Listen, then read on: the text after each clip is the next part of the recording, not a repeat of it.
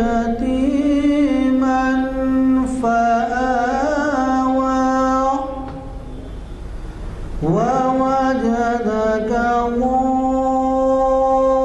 ضالا فهدى ووجدك عائلا فأغنى فأما اليتيم فلا تقهر وأما السائل فلا تنهر وأما بنعمة ربك فحدث صدق الله العظيم. الحمد لله علی الذات عظیم الصفات سمیع السمات کبیر الشان جلیل القدر رفیع الذکر مطاع الامر جلیل البرہان وسیع العلم عزیز الحلم کثیر الغفران جمیل الثناء جزیل العطاء مجیب الدعاء عمیم الاحسان وسیع العلم عزیز الحلم کثیر الغفران محمد الرسول اللہ علیہ الصلاۃ اللہ هو سید الکون سید الانس والجن هو رسول صادق وهو انسان کامل اللہم صل وسلم وزد وبارک علیہ. معزز سامعین اکرام، السلام علیکم.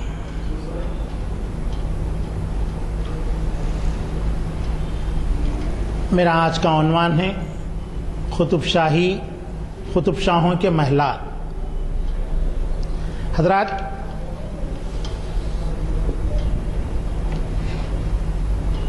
قطب شاہاں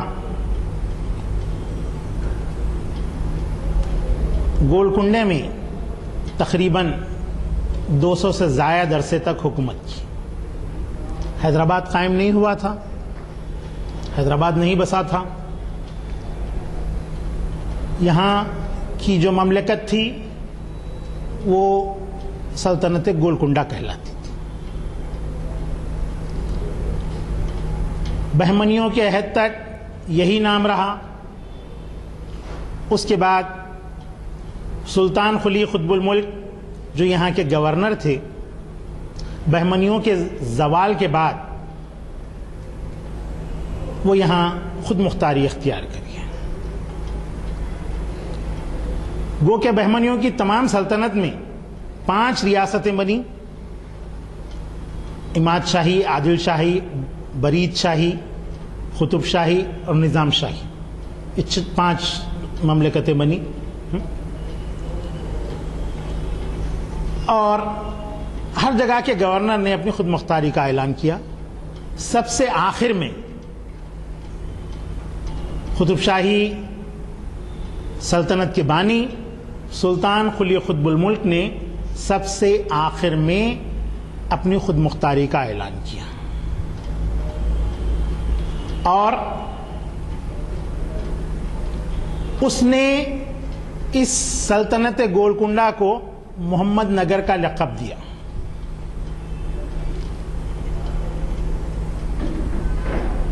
سلطنت گولکنڈہ ختم ہوئی اور سلطنت محمد نگر شروع ہوئی.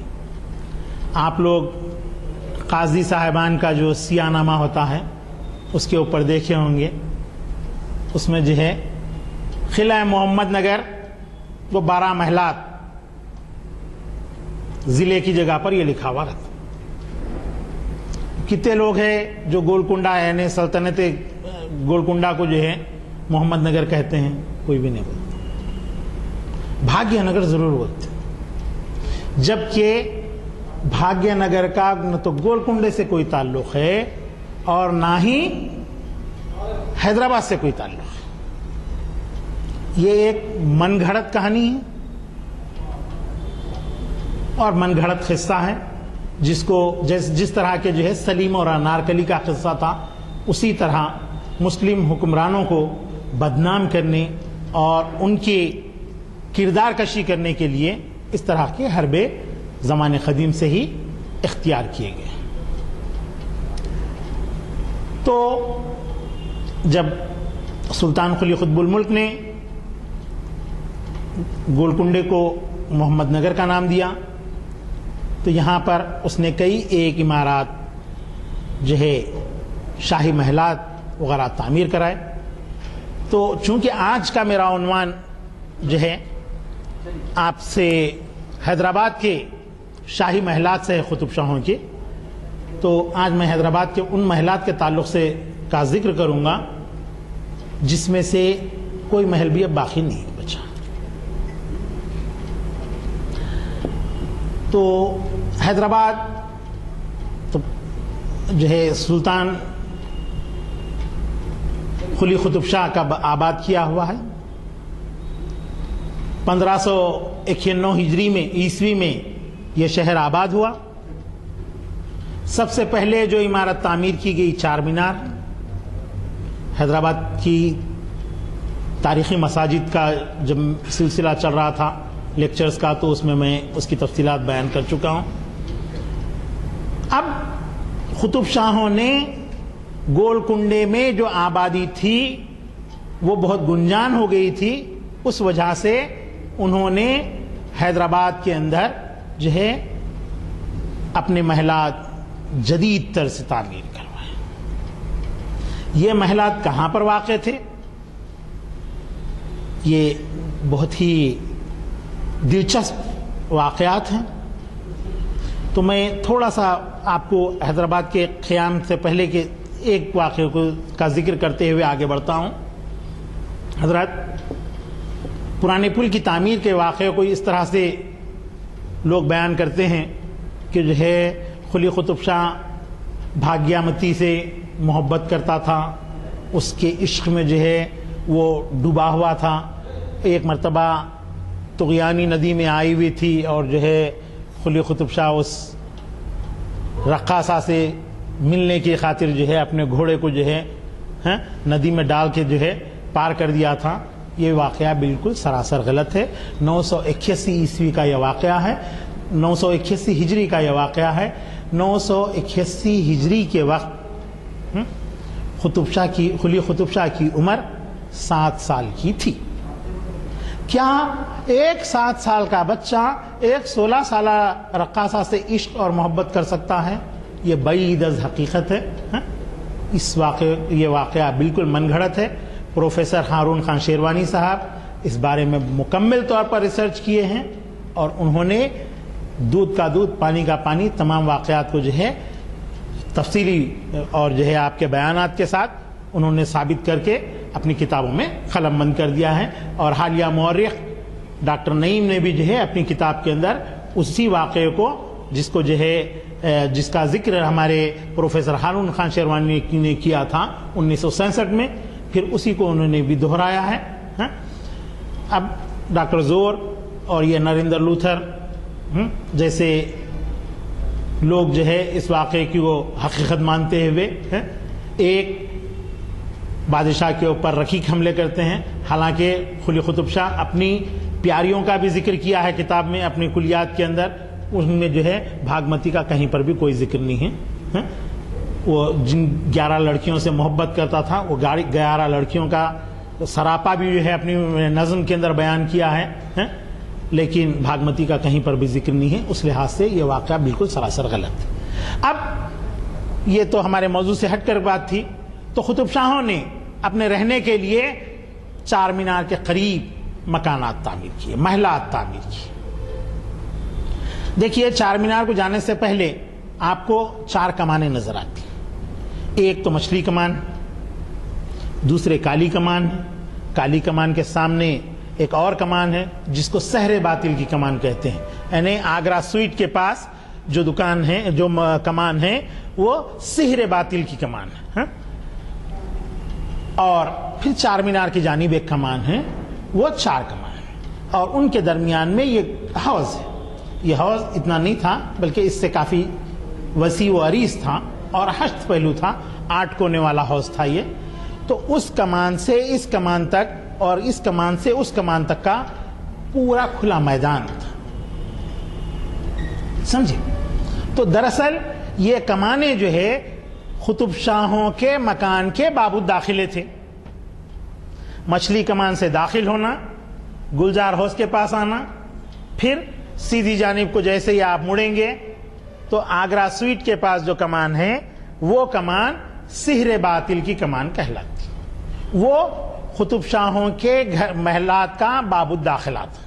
اور اس کے سامنے والی جو کمان تھی، تمام حکمران جو ہوئے ہیں، مغل ہوں، قطب شاہ ہوں یا آصف جاہ ہوں یا عادل شاہ ہوں، ان کے مکانات کے باب الداخلوں کے سامنے نوبت خانہ ہوا کرتا تھا. تو کالی کمان جو ہے وہ دراصل نوبت خانے عالی. 4 کمان سے مچھلی کمان اور مچھلی کمان سے آپ کے سحر باطل کی کمان سے کالی کمان تک کا یہ تمام جو میدان تھا یہ جلو خانہ کہلاتا، سمجھے؟ یعنی عام نظارہ وہاں سے کیا جا سکتا ہے، اور بادشاہ بھی جو ہے اپنا دیدار وہیں سے جو ہے رعایا کے سامنے کیا کرتے تھے، اور عوام سے کسی طرح کی مخاطبت بھی ہوتی تو اسی میدان میں ہوا کرتی تھی.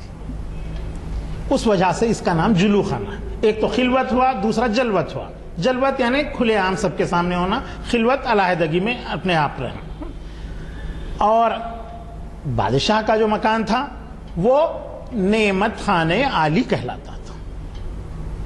تو مچھلی کا سحر باطل کی کمان سے اندر داخل ہونے کے بعد پھر ایک اور علیحدہ باب الداخلہ آتا تھا، وہاں سے جو ہے محل کے اندر داخل ہونے کا راستہ تھا. تو اب سحر باطل کی کمان کے تعلق سے تھوڑا سا آپ کو عرض کرتا ہوا چلتا ہوں. سحر باطل کی کمان، سحر کہتے ہیں جادو، سحر کے معنی ہیں جادو کی، باطل یعنی توڑنا، جادو کو توڑنے والی کمان. تو اس کمان میں ایک تعویذ حضرت میر مومن صاحب قبلہ کندہ کر کے اس کے اندر نصب کروائے تھے. اس کمان میر مومن صاحب قبلہ کون تھے؟ 2 باتیں ان کے تعلق سے بھی سن لیجیے.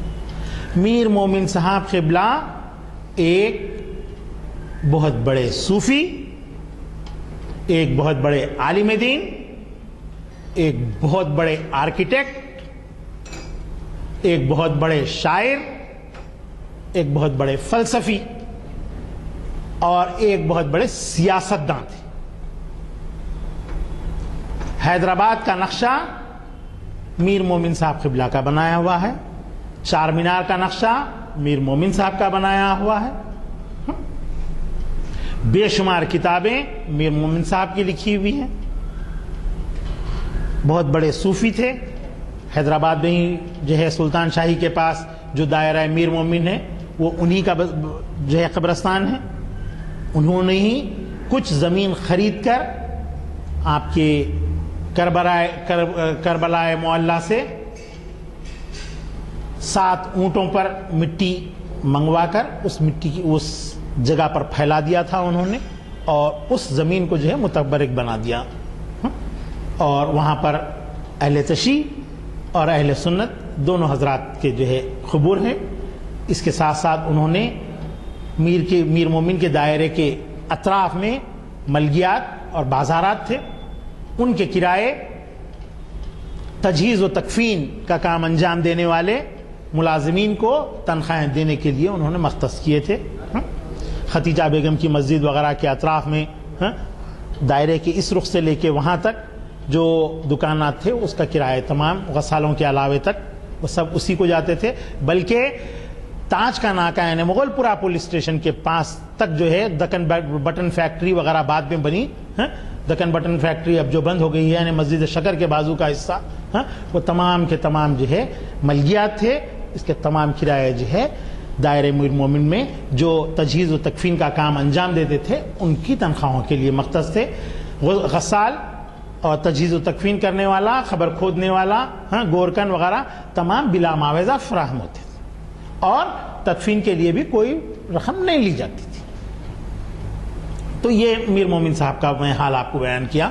تو میر مومن صاحب قبلہ نے ایک تعویذ اس طرح کی کہ جو کوئی جو ہے بادشاہ کے پاس جا رہا ہے ان پر کسی قسم کی جادو نہ کرے, اس وجہ سے وہاں پر جادو کے اثر کو توڑنے کے لیے ایک تعویذ انہوں نے وہاں پر نصب کروائی تھی. اس وجہ سے اس کمان کا نام سحر باطل کی کمان. اس کمان سے جیسے ہی اندر داخل ہوئے تو بہت بڑا میدان تھا اور اس میدان کے بعد سیدھے ہاتھ کی جانب داخل ہوتے وقت ایک علیحدہ پھاٹک تھا. یہ پھاٹک جو ہے قطب شاہوں کے محلات کا باب الداخلہ تھا اور یہ باب الداخلہ سندل کی لکڑی کا بنا ہوا تھا. اس میں جو خلابے یعنی وہ گول رنگ والے جو حصے ہوتے ہیں جس کو پکڑ کے کھینچا جاتا ہے, یعنی جہاں جہاں لوہا استعمال کیا جاتا ہے, یہ پٹ کو جو ہے جوڑنے کے لیے یہاں پر ایک لوہے کی بیٹ ریپیٹ رکھ کے جس طرح سے ہم مارتے ہیں, اور اس کے خلابے جو ہوتے ہیں, اس کی زنجیر جو ہوتی ہے, کیواڑ جو ہوتا ہے, یہ سب اس میں جو ہے لوہے کے نہیں تھے بلکہ سونے کے تھے. اور سحر باطل کی کمان کے اوپر جو پردہ پڑا ہوا تھا وہ پردہ زر بفت کا تھا.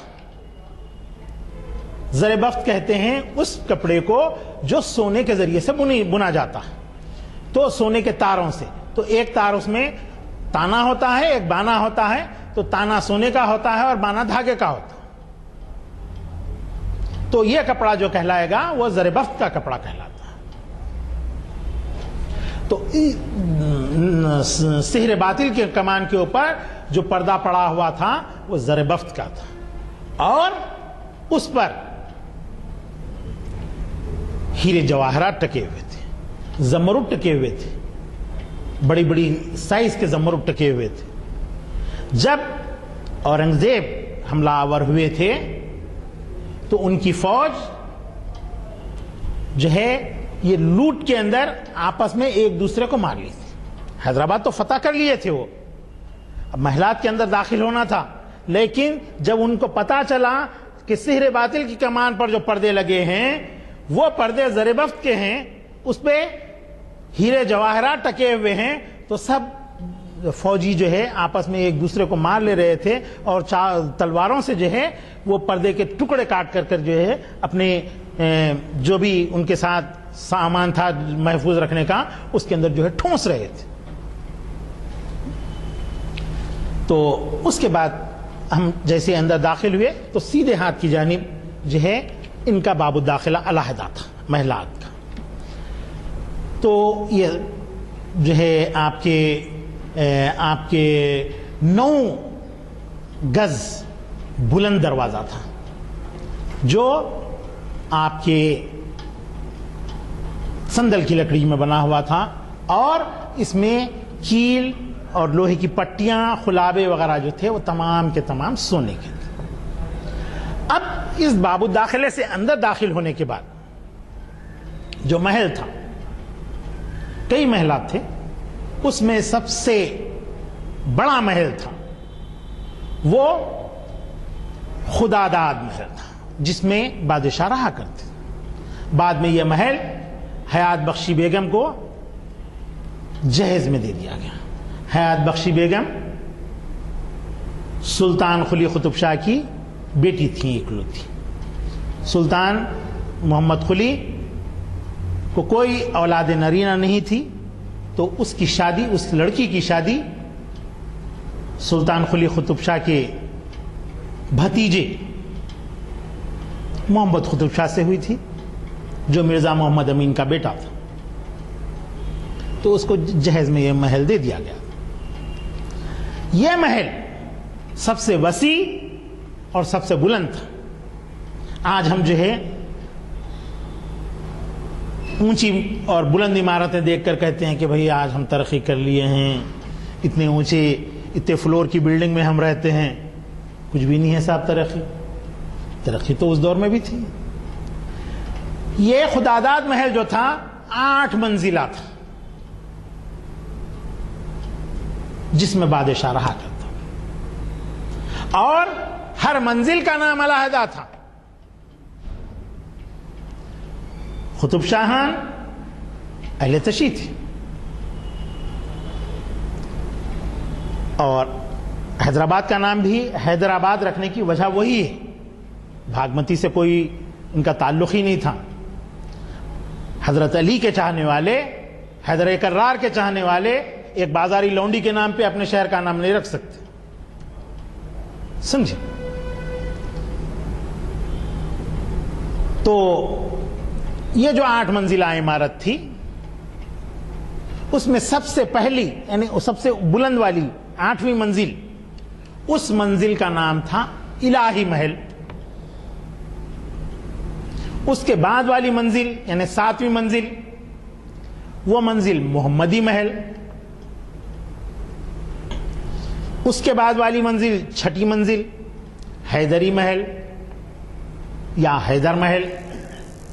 اب کہتے ہیں لوگ کہ جو ہے بھاگمتی کو حیدر محل کا خطاب ملا تھا، کہتے ہیں تو جو ہے حیدرآباد کا نام حیدرآباد، بھاگیہ نگر کا نام حیدرآباد کے سراسر غلط.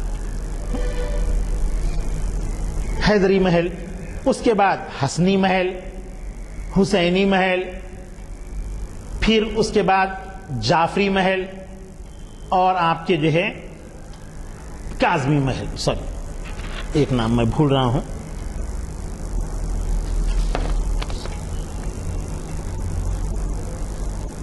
موسوی محل. تو اس طرح 7 منزلوں کے نام تھے اور نچلی منزل کا کوئی نام نہیں تھا. یہ قطب شاہوں کے رہنے کا محل تھا، اور ہر فلور بہت ہی وسیع، بہت ہی شاندار، اور اس میں جو دیواریں تھیں ان دیواروں پر کاشیکاری کا کام کیا ہوا تھا. کاشیکاری دراصل پورسلین، چینی کا جو کام ہوتا ہے اس طرز کا ایک کام ہوتا ہے. اگر آپ لوگ بادشاہی عاشورخانہ جو مدینہ بلڈنگ کے سامنے ہے اس عاشورخانے کو دیکھے ہوں گے، تو وہاں اس کی دیواروں پر جو ہے یہ کاشیکاری کے جو ہے آپ کے ٹائلز لگی ہوئی. جس طرح ہماری یہ ٹائلز ہیں اسی کی جو ہے ایک اچھی نوعیت ہوتی ہے، وہ کاشیکاری کہلاتی. یہ ایرانی کام ہے، ایران سے جو ہے کاریگروں کو منگا کر یہ کام کروایا گیا. اور اس کے ساتھ ساتھ مختلف عنوانات سے تصاویر کاشیکاری کے کام کے درمیان میں چینی آرٹسٹوں کو بلوا کر تیار کرائی گئی تھی، جو بہت ہی قابل دید تھی. اس محل کے علاوہ اور بھی بے شمار محلات تھے. ایک اور محل تھا جس کا نام تھا داد محل. یہ داد محل کدھر آتا ہے؟ چوک کی مسجد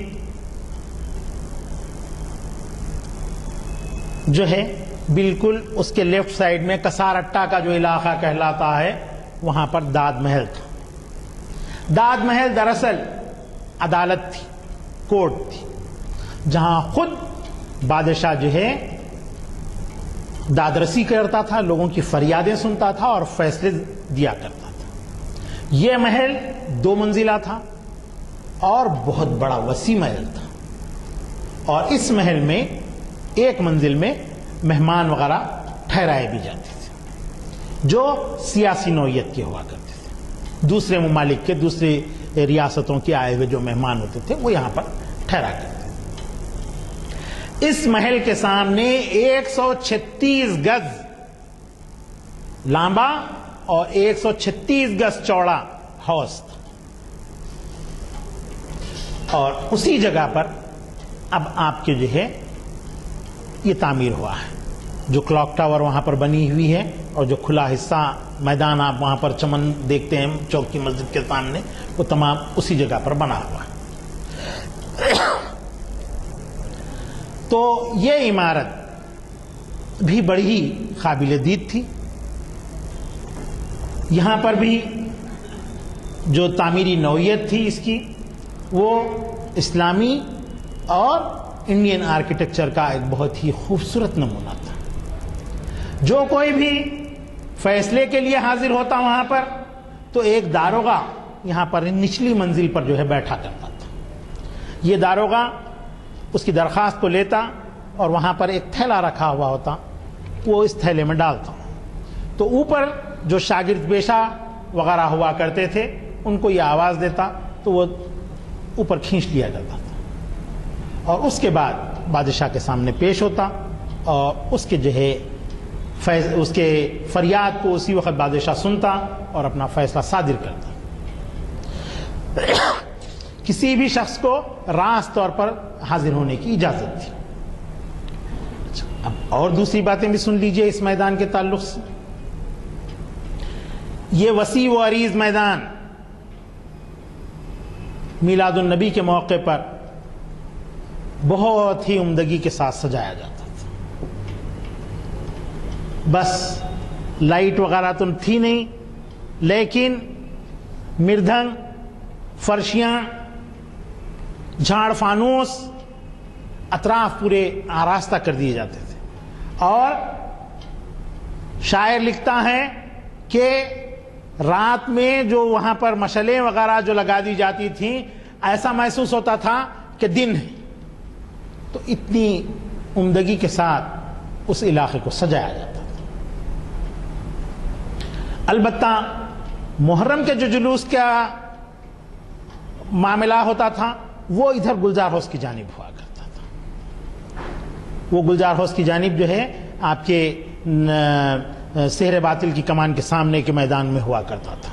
یہ پتھر گٹی وغیرہ کی جو عمارتیں اب جو ہم دیکھ رہے ہیں، یہ محبوب علی خان نظام ششم کے دور کی تعمیرات ہیں، ورنہ اس وقت تک وہاں پر کوئی ایسی تعمیرات نہیں تھی۔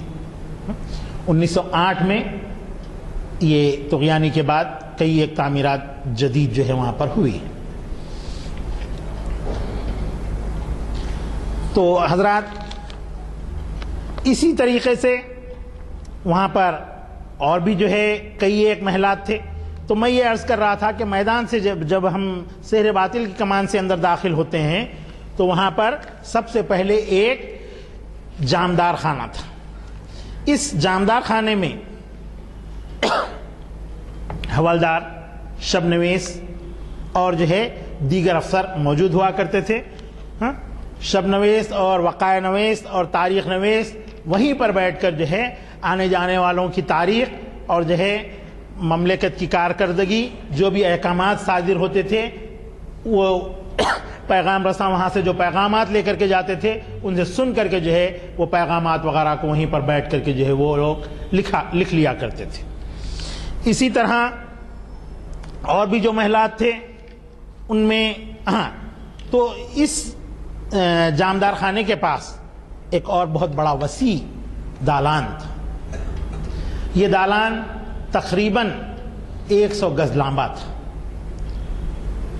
اس دالان میں ہمیشہ دسترخوان جاری رہتا تھا۔ بادشاہ کے پاس آنے والے، جانے والے، غیر ملکی، ملازم اور وہاں پر ڈیوٹی پر متعین جو بھی عملہ ہوا کرتا تھا، ان تمام کو 3 وقت کا کھانا بلا معاوضہ مفت وہاں پر سربراہ کیا جاتا۔ تو تھوڑا سا قطب شاہوں کی عمارت کے اوپر ان کی جو حیثیت تھی اس حیثیت کو بھی میں یہاں پر ظاہر کر دیتا ہوں۔ ریاست گولکنڈہ جو تھی، گو کہ چھوٹی سی ریاست تھی، لیکن یہ ریاست بہت ہی متمول تھی، بہت ہی مالدار تھی، امیر ترین تھی۔ ہماری ریاست کے مقابل میں مغل کچھ بھی نہیں تھے، جبکہ مغلوں کی جو ہے حکومت پورے ہندوستان پر تھی. سمجھے؟ ہمارے پاس جو سکہ چلتا تھا وہ تومان چلتا تھا. ہمارے 1 روپیے کے ان کے 4.5 روپیے ہوتے تھے.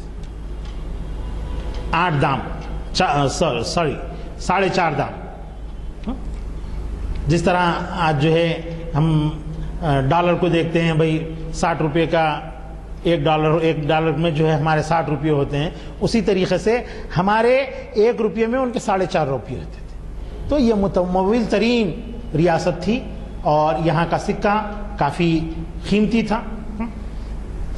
تو اس طرح سے جو ہے سلطنت یہ جو ہے بہت ہی امیر تھی. اور ایک بھی واقعہ یہاں پر سن لیجئے. جب اورنگزیب عالمگیر قطب شاہی سلطنت کو جو ہے پر قابض ہو جاتے ہیں، تو اس وقت یہ چاو محلہ جہاں پر ہے وہاں پر اسی نوعیت کی ایک اور عمارت تھی، وہ بھی اسی نام سے موسوم تھی. بعد میں پھر آصف جاہوں نے وہاں پر جدید عمارت تعمیر کی. ناصر جنگ کے بعد افضل الدولہ وغیرہ، افضل محل، تہنیت محل، آفتاب محل وغیرہ، یہ سب جو ہے پھر بعد میں اسی جگہ پر جو ہے گری ہوئی منہدم عمارتوں کے اوپر تعمیر ہوئے سے. تو ایک اور عمارت جب اس نے تعمیر، اورنگزیب وہاں پر تعمیر کر رہا تھا، وہ عمارت پنچ محلہ کہلائی. تو اس کی اطلاع شاہجہاں کو ہوئی. تو شاہجہاں بیٹے سے دریافت کرتا ہے، کیا قطب شاہوں کے رہنے کے محلات نہیں تھے جو تو محل تعمیر کر رہا ہے؟ تو اورنگزیب عالمگیر جواب دیتے ہیں، ان کے محلات اتنے وسیع ہیں، اتنے بلند ہیں کہ میں اس میں روشنی کا انتظام نہیں کر سکتا. تو یہ اتنی عمارت قطب شاہوں کی تھی کہ وہ جو ہے اس کی روشنی کا بھی بندوبست کرنے کے اہل نہیں تھے. تو ایک چھوٹی سی عمارت پنچ محلے کے نام سے، جہاں پر اب بسنتی ناکا جو ہے، چار مینار سے شالی بنڈا جانے کی روڈ پر، جہاں پر جو ہے پہلے بس ڈپو ہوا کرتا تھا، آج کل بس سٹینڈ ہے، اس بس سٹینڈ کی مخالف سمت میں بسنتی ناکا ہے. ایک چھوٹا سا پولیس اسٹیشن ہے، آؤٹ پوسٹ ہے، اور آپ اس پہ نام دیکھیں گے بسنتی ناکا بول کے اب آج کل لگائے ہیں، یہ نام قدیم نام ہے. تو وہاں پر جو ہے پنچ محلہ تعمیر ہوا تھا. تو حضرات میں یہ کہہ رہا تھا کہ جو ہے قطب شاہوں کے محلات کے تعلق سے، تو ہم پہنچے تھے آپ کے جامدار خانے تک.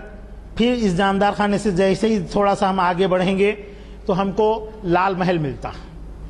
لال محل یہ بھی ایک اچھی عمارت تھی، لیکن ایک منزلہ ہی تھی. لیکن ایک منزل کے بعد اوپری حصے میں 2 شہنشین بنے ہوئے تھے، جس پر سے جو ہے نیچے کے ماحول وغیرہ کو جو ہے ملاحظہ کیا جا سکتا تھا. اس عمارت میں سلحدار اور جو ہے امتیازی درجے کے لوگ جو ہے قیام کرتے تھے. اس کے بعد چندن محل تھا. اس محل میں چونکہ دروازے، اس میں جو دروازے اور جو کھڑکیاں لگی ہوئی تھیں، نصب کی ہوئی تھیں، وہ سندل کی تھیں، اس وجہ سے اس محل کا نام چندن محل دیا گیا تھا. آپ حضرات میں سے کئی ایک دلی وغیرہ گئے ہوں گے اور آپ لوگوں نے جو ہے وہاں کے دیوان عام، دیوان خاص، لال قلعہ وغیرہ ملاحظہ کیا ہے. آپ دیکھ لیجئے ان کے پاس جو بھی محلات آپ کو نظر آئیں گے اس میں جو ہے تمام کھلے کے کھلے نظر آئیں گے. وہاں پر دروازوں کا جو ہے آپ کو وہ نہیں ملے گا، تصور نہیں ملے گا. وہاں پر پردے ڈالے جاتے تھے، جبکہ قطب شاہوں کے جو محلات تھے اس میں در بھی ہوتا تھا، دیوار بھی ہوا کرتی تھی. اور تو اس چندن محل میں لال محل میں جو ہے سلحدار اور امتیازی درجے کے لوگ رہا کرتے تھے. اس کے بعد میں چندن محل کا ذکر کر رہا تھا. چندن محل بھی ایک بہت ہی پرفضا عمارت تھی اور یہ بھی انڈو اسلامک آرکیٹیکچر کا جو ہے بہترین نمونہ تھی. اس محل میں جو عرب سلحدار تھے، سلحدار کہتے ہیں ہتھیار رکھنے والوں کو، تو عرب کے جو سلحدار تھے وہ دکن میں جو آباد ہو گئے تھے وہ سلحدار اس کے اندر قیام کرتے تھے. اور اس کے بعد ایک اور محل تھا. تو یہ محلات کا یہ جو سلسلہ تھا، آپ کے سحر باطل کی کمان، یعنی آگرہ سویٹ سے لے کر سٹی کالج تک، یہاں سے وہاں تک پورے محلات کا سلسلہ تھا، تمام شاہی محلات کا سلسلہ تھا. اور یہ محلات یعنی میں جو ہے جب خداداد محل تعمیر ہوا تو قلی قطب شاہ نے تمام شہریوں کو اس محل کو دیکھنے کے لیے کی اجازت دی تھی، اور تقریباً 1 مہینے تک تمام شہریان حیدرآباد اس محل کو کا جو ہے ملاحظہ کرتے رہے. اور سجن محل کی عمارت بھی اسی علاقے کے اندر واقع تھی. یہ محل بھی جو ہے انتہائی شاندار محل تھا. اس محل میں علماء اکرام وغیرہ کی جو ہے قیام اس میں ہوتا تھا، اور اکابرین کی نشستیں، علمی مباحثے وغیرہ اسی کے اندر منعقد ہوا کرتے تھے. اور یہاں پر جو ہے آپ کے منصبدار اور صلح داروں کے لیے ایک علیحدہ نشستگاہ بھی تھی. اور اس محل کے درمیان میں ایک صفہ ہوا کرتا تھا جس کو صدر صفہ کہتے تھے. اس پر جو ہے میں جو ہے معتبر ملازمین جس پر جو قابل اعتماد جو ملازمین ہوا کرتے تھے، وہ ملازمین کے قیام کے لیے جو ہے یہ صفہ جو ہے یا چبوترا صفہ کہتے ہیں چبوترے کو، یہ چبوترا جو ہے محفوظ کیا گیا تھا. اور اس کے علاوہ شکر کوٹہ اب تو ایک محلہ کہلاتا ہے. جیسے ہی آپ جو ہے مٹی کے شیر سے تھوڑا سا اور اندر جاتے ہیں تو وہاں پر جو ہے آپ کو شکر کوٹے کے نام سے ایک محلہ آباد ہے. وہاں پر جو ہے سنگ بستہ یعنی پتھر کی بنی ہوئی مکانات تھے جو سرکاری دفاتر کا کام انجام دیتے تھے. آصف جاہی دور میں اس عمارت کے اندر، ان عمارتوں کے اندر جو ہے کہار کہتے ہیں ڈولیوں کو اٹھانے والے کو، چونکہ سواریاں نہیں ہوتی تھیں آج کل کی طرح، موٹر کار یا رکشا وغیرہ نہیں ہوتے تھے، تو لوگوں کو جانے آنے کے لیے جو ہے آپ کے ڈولیاں ہوا کرتی تھیں. پالن کوئن جس کو کہتے ہیں انگریزی میں، بوچا ہوتا تھا، مردانے کے لیے علیحدہ، زنانے کے لیے علیحدہ، بیٹھ کر کے جانے کے لیے علیحدہ، کرسی کے ٹائپ کے علیحدہ، تو وہ ہوا کرتے تھے. تو ان کو اٹھانے والے جو ہوتے تھے ان کو کہتے تھے کہار. عام طور پہ بھوئیوں کو اس کام کے لیے رکھا جاتا تھا. 3 سامنے 3 پیچھے جو ہے ہوا کرتے تھے، جو ان کے ڈنڈوں کو جو ہے اپنے کندھوں پر رکھ کر کے جو ہے سواریوں کو اٹھا کر کے ایک جگہ سے دوسری جگہ لے جایا کرتے تھے. تو شکر کوٹے کی عمارت جو ہے ان کہاروں کے جو ہے استعمال میں آتی تھی. اور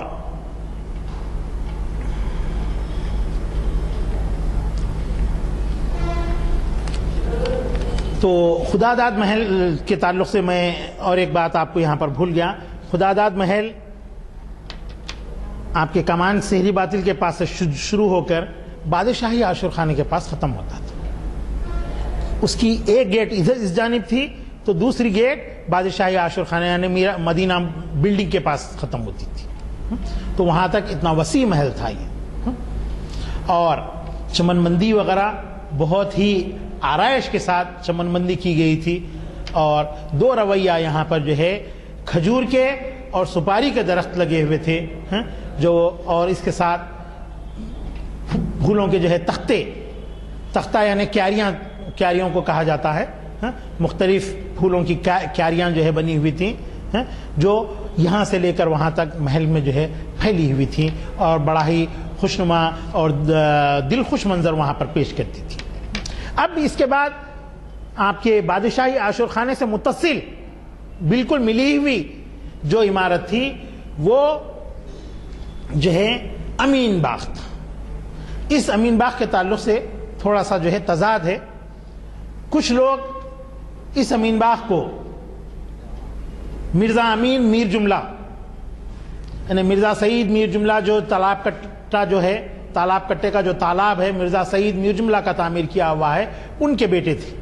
اور یہ پیشوا تھی. پیشوا وزیر اعظم کے درجے کے آدمی کو کہتے ہیں. تو میر جملہ یہاں پر جو ہے پیشوا تھی. تو انہوں نے اپنا باغ تعمیر کیا تھا. جس میں آپ کے جو ہے حال تک وکٹوریا زنانہ ہاسپٹل میٹرنیٹی ہاسپٹل تھا، سرکاری زچگی خانہ، وکٹوریا کے نام سے بھی لوگ اب واقف نہیں ہیں. کیا حضرت وکٹوریا میٹرنیٹی ہاسپٹل تھا نام اس کا، جس میں آج کل آپ لوگوں کا جو ہے کیا ہے پارکنگ یارڈ بنا ہوا ہے وہ ہائی کورٹ کا.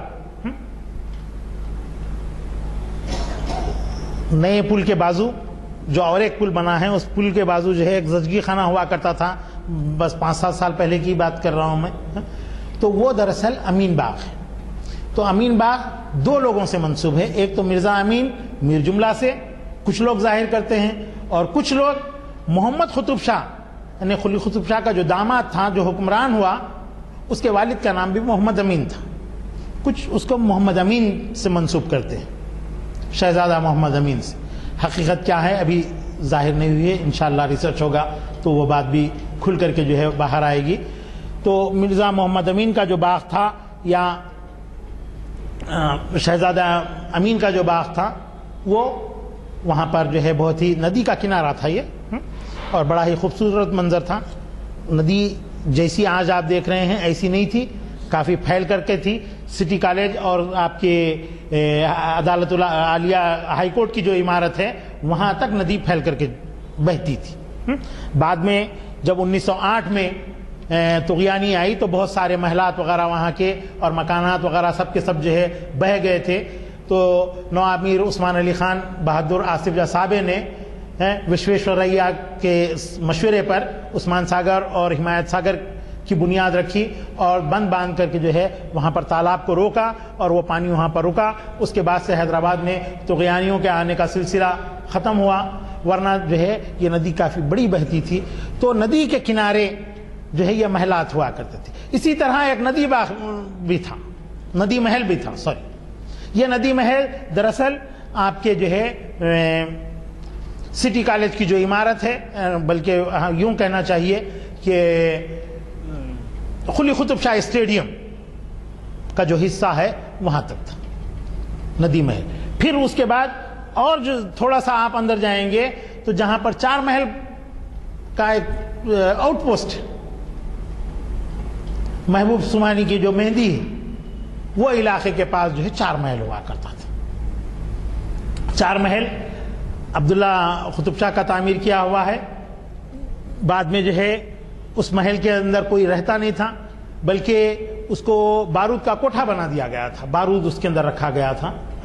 تو بجلی جب چمکی تو اس بجلی کی چمک سے جو ہے وہاں پر جو بارود رکھا ہوا تھا اس بارود میں جو ہے آگ کے شعلے پیدا ہوئے اور اس سے جو ہے وہ بھسم ہو گیا وہ تمام محل کا محل.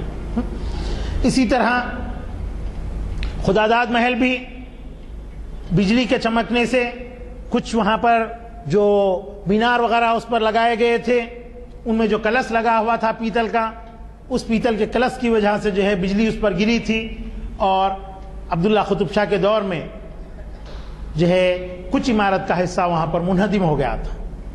اور پھر عہد عالمگیری میں بھی اس محل پر ایک اور بجلی گری اور پورا محل زمین دوز ہو گیا اس سے. البتہ خداداد محل باقی تھا. اورنگزیب جو ان کا وقائع نویس تھا نعمت خان عالی، اس کے ساتھ دیکھتے ہوئے محلات کا جائزہ لیتے ہوئے جو ہے جا رہے تھے فتح کے بعد. تو نعمت خان عالی سے جو ہے نعمت خان عالی اس کا تخلص تھا. یہ نعمت خان عالی اس عمارت کا نام تھا جہاں پر جس کا بارے میں ہم ذکر کر رہے ہیں. تو اورنگزیب نعمت خان سے پوچھتا ہے کہ یہ کون سا محل ہے؟ تو وہ کہتا ہے کہ داد محل. تو عالمگیر کہتے ہیں کہ یہ داد محل نہیں شداد محل ہے، لہذا اس کو منہدم کر دیا جائے. تو اورنگزیب عالمگیر کے حکم پر اس محل کو گرا دیا گیا. اسی طریقے سے شاہی عمارتیں گو کہ باقی نہیں ہی، اس میں سے صرف 2 عمارتیں ہی قدرتی طور پر منہدم ہوئی ہیں. ایک تو خداداد محل اور دوسرا 4 محل بجلی کے گرنے کی وجہ سے. باقی تمام کی تمام عمارتیں آپ کے اورنگزیب عالمگیر اور ان کی فوجیں حیدرآباد کو تباہ و برباد کرنے کے لیے جو ہے، گرا دینے کے لیے جو ہے، ختم کرنے کے لیے جو ہے منظم کی. کیونکہ ہر جگہ ایسے ہی ہوتا ہے، جب بھی کوئی حکمران کسی علاقے کو فتح کرتا ہے تو وہاں کے علاقے کو، وہاں کے حکمران کو، تمام کو جو ہے تباہ و برباد کرنا ہی چاہتا ہے. تو اس وجہ سے وہ عمارتیں اسی غضب کا نشانہ ہوئی، اور باقیہ عمارتوں کے اندر جو املاک تھیں، جو قالین وغیرہ تھیں، ایرانی طرز کی جو قالینیں تھیں، جو سامان تھا، وہ تمام کا تمام مغل افواج نے جو ہے لوٹ لیا تھا، اور اس کو جو ہے جو سرکاری ملک میں جا سکا وہ سرکاری ملک میں گیا، جو جتنا وہ لوگ محفوظ اپنا فوجی اپنے طور پر رکھ لے سکتے تھے اس طریقے سے وہ ان کے محلات میں رہا. لیکن چونکہ بادشاہی عاشورخانہ ایک مذہبی عمارت تھی، اس وجہ سے یہ عمارت محفوظ رہی، اور اس بادشاہی عاشورخانے کے اندر جو کاشیکاری کا کام ہوا ہے وہ قلی قطب شاہ کی تعمیروں کا حصہ نہیں ہے، بلکہ عبداللہ قطب شاہ کی تعمیر کا حصہ ہے جو اس کا نواسہ تھا. اور بعد کی جو عمارتیں ہیں اور سیدھی جانب کا جو دالان وغیرہ ہے، نوبت خانہ وغیرہ جو تعمیر ہوا ہے، وہ نواب میر نظام علی خان بہادر آصف جاہ دوم کے عہد کی تعمیرات ہیں. تو اس طریقے سے وہیں پر اسی علاقے میں، یعنی جیسا مدینہ بلڈنگ ہے، مدینہ بلڈنگ کے بازو اور ایک بلڈنگ ہے عراق بلڈنگ. کیا حضرت عراق بلڈنگ معلوم ہے آپ کو؟ نہیں معلوم. کیا مدینہ بلڈنگ جو تعمیر ہوئی وہ ایک ٹرسٹ بنایا گیا تھا علاء الدین وقف. یہ کس لیے بنا تھا؟ اس وقت مکہ اور مدینہ شریف میں جو ہے معیشت کمزور تھی، تو یہاں سے یہ پیسہ وہاں پر جاتا تھا. لیکن جب وہاں پر جو ہے تیل نکلا تو اس کے بعد یہ چیزیں وہاں پر نہیں جا رہی ہیں. اب اس کا ایک ٹرسٹ ہے علاء الدین وقف، اس میں جو ہے یہ جاتا ہے. وہ آج کل میرا جہاں تک خیال ہے وہ وقف بورڈ کا اور ٹرسٹ کا کچھ کیس چل رہا ہے. تمام کرایہ جو ہے مسلمانوں کی ملک ہے. عمارت جو تعمیر ہوئی ہے مسلمانوں کے چندے سے تعمیر ہوئی ہے.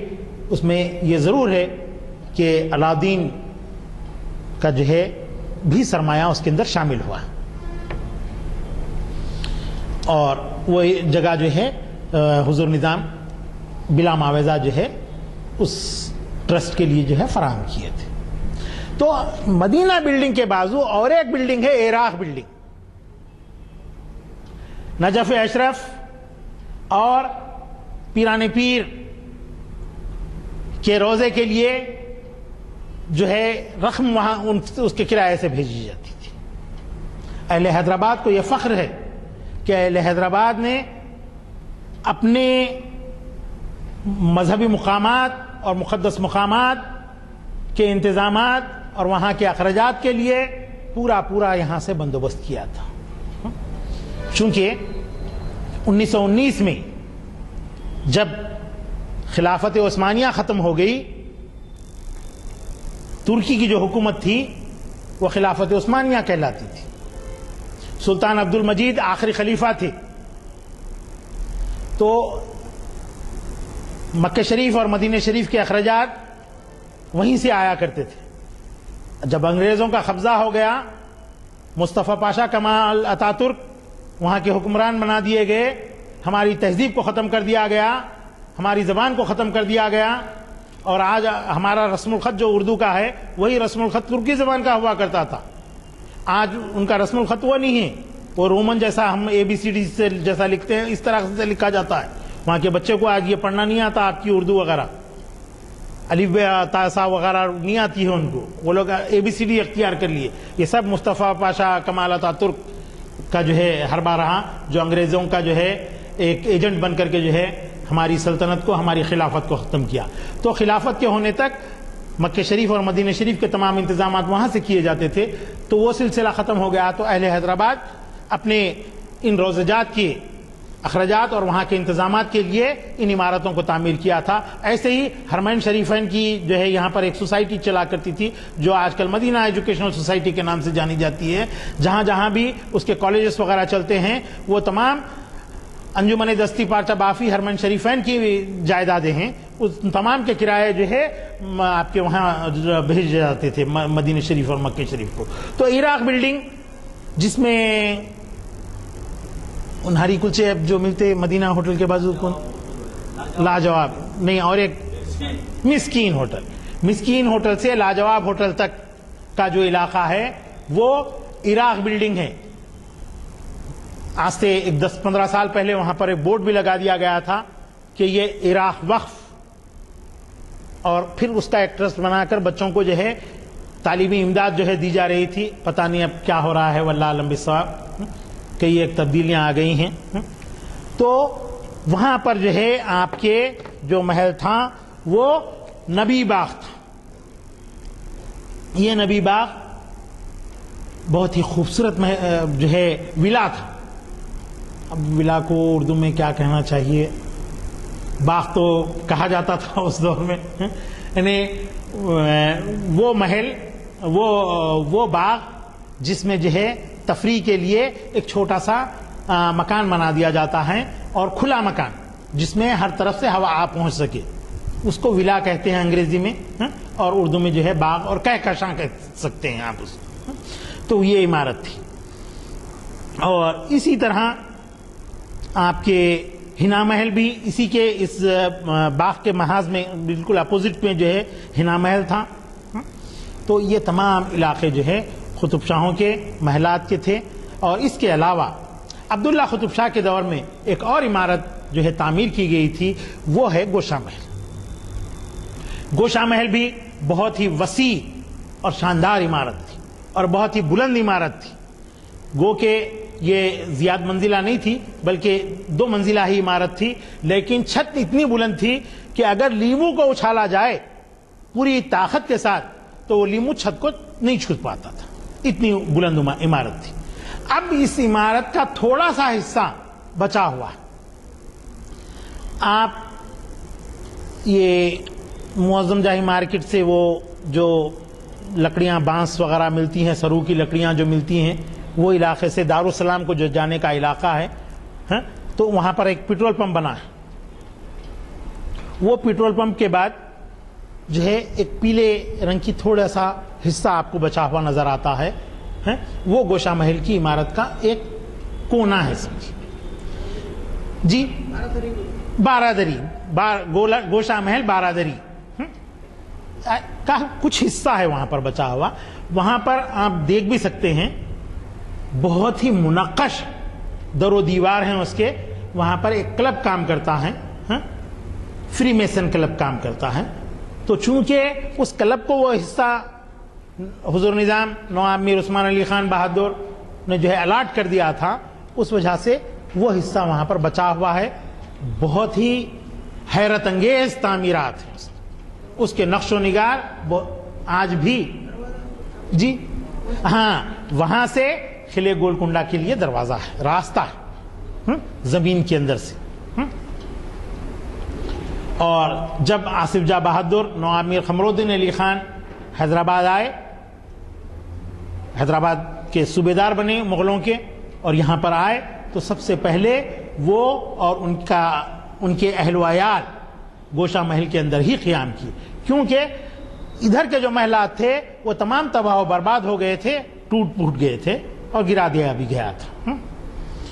تو گوشہ محل کے جو محلات تھے وہ بھی بہت ہی وسیع تھے. آپ یہاں سے لے لیجئے جو پیٹرول پمپ بنا ہوا ہے وہاں پر, اس پیٹرول پمپ کے پاس سے آپ کے پولیس کالونی وغیرہ جو ہے شامل, بیگم بازار کی چھتری کے پاس تک یہ محل تھا. اتنا وسیع محل تھا. جو گوشہ محل اسٹیڈیم ہوا کرتا تھا, جس کو شیو کمار لال اسٹیڈیم کہتے ہیں آج کل, اب وہ اسٹیڈیم باقی ہے یا نہیں ہے واللہ اعلم بالصواب. تو وہاں پر حوض تھا. وہ اسٹیڈیم جتنا ہے وہ پورے کا پورا حوض تھا, اور اسی کے قریب میں مالا کنٹا تھا. وہ مسجد جو ہے مالا کنٹے کی جو مسجد کہلاتی ہے اسی کنٹے سے موسوم ہے. چھوٹے سے تالاب کو کنٹا کہتے ہیں. تو اس طریقے سے وہاں جو ہے یہ تعمیرات رہے, اور ان تعمیرات میں جو ہے جو تعمیری انداز تھا بے انتہا دیدہ زیب تھا. عمارت کی تعمیر اصل پتھروں سے کی ہوئی تھی، لیکن اس کے اوپر گچ کا کام کیا ہوا تھا اور گل بوٹوں سے اس کی آرائش کی گئی تھی. کمانیں مختلف انواع و اقسام کی تھی. قطب شاہوں نے اپنی تعمیرات میں نہ صرف اسلامی طرز تعمیر کو شامل کیا، بلکہ یہاں پر جو چھجے بنے ہوئے تھے وہ ہندو طرز تعمیر کو لیے ہوئے، اور کمانوں کی جو تعمیر تھی وہ شاہجہانی طرز کی کمانیں تھیں. بعد میں جو تعمیر ہوئی قطب شاہی دور کی جو عمارات بنی اس کے اندر شاہجہانی طرز کی کمانیں بھی جو ہے بنی. کمانوں کی کئی قسمیں ہیں، سمجھے؟ تو اس میں جو ہے شاہجہانی طرز کی کمانیں بھی جو تعمیر ہوئی. تو اس طریقے سے قطب شاہی دور کی بے شمار عمارات ہیں، اور بھی کئی ہیں. حیات نگر کا بھی تذکرہ کرنا ہے آپ کو، گولکنڈے کا بھی تذکرہ کرنا ہے. تو انشاءاللہ آئندہ سیریز میں جو ہے قطب شاہوں کی جو ہے دوسری جو عمارات گولکنڈے کی ہیں اور آپ کے یہاں کی ہیں، حیات نگر وغیرہ کی ہیں، اور پھر قطب شاہی عمرہ کی عمارات ہیں. سلطان شاہی کا باغ ہے، وہاں پر آج بھی ایک چھوٹا سا علاقہ بچا ہوا ہے جس کو گاؤں خانہ کہتے ہیں. وہ ایک قطب شاہی دور کی عمارت بچی ہوئی ہے. دراصل وہ گاؤں خانہ بعد میں یہ عرب حضرات اس کے اوپر قابض ہو گئے تھے، آج بھی ایک عرب صاحب کا ہی اس پر قبضہ ہے. تو وہ ٹکسال تھا جہاں پر سکے ڈھالے جاتے تھے، اور اسی سے متصل سلطان شاہی کے جو نئے مکانات ہیں، کویلی کی کمان وغیرہ کا علاقہ، یہ تمام کا تمام آپ کے میر کے دائرے تک کا علاقہ، اور ادھر آپ کے گولی پورے کے کمیلے تک یہ تمام باغ سلطان شاہی تھا، جس کو عبداللہ قطب شاہ کے وزیر سید مظفر نے تعمیر کیا تھا. اور گرما کے موسم میں عبداللہ قطب شاہ اور پھر ان کے بعد ابو الحسن تانا شاہ یہاں پر جو ہے مہمان ہوا کرتے تھے. چونکہ تالاب قریب تھا، بڑا ہی پرفضا مقام بن جاتا تھا یہ، تو وہاں پر آ کر اپنے گرما کے ایام وہ گزارا کرتے تھے. تو حضرات میں یہیں پر اپنی بات کو ختم کرتا ہوں، اور جو ہے اس آج کے لیکچر کے اختتام، آج کا لیکچر یہیں پر ختم ہوتا ہے. اللہم صلی علی سیدنا مولانا محمد بعدد من صلی وسام، وصلی علی سیدنا مولانا محمد بعدد من قاد وقام.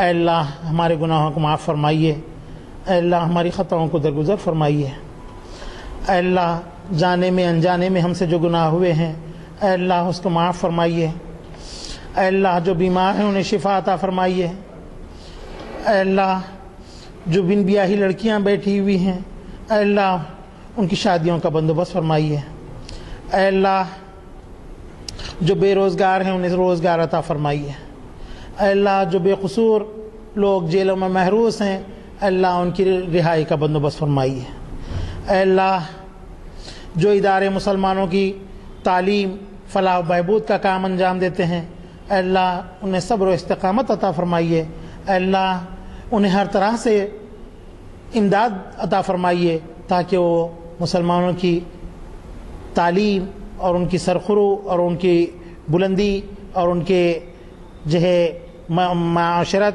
اور ان کی معیشت کے استحکام کے کام انجام دے سکیں. صلی اللہ تعالی علی خیر خلقہ وآلہ واصحابہ اجمعین برحمتک یا ارحم الراحمین والحمد للہ رب العالمین.